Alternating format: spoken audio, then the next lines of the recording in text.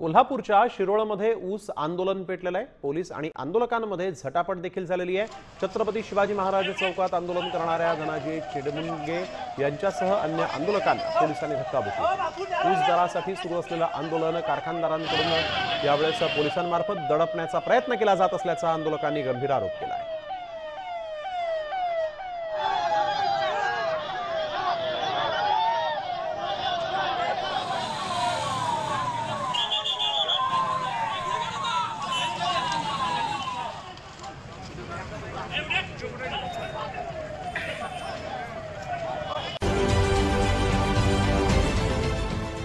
देश विदेशातील प्रत्येक घडामोडींचे लाईव्ह अपडेट मिळवण्यासाठी आता साम टीव्हीच्या सर्व सोशल मीडिया प्लॅटफॉर्मला लाईक, फॉलो आणि सबस्क्राइब करा।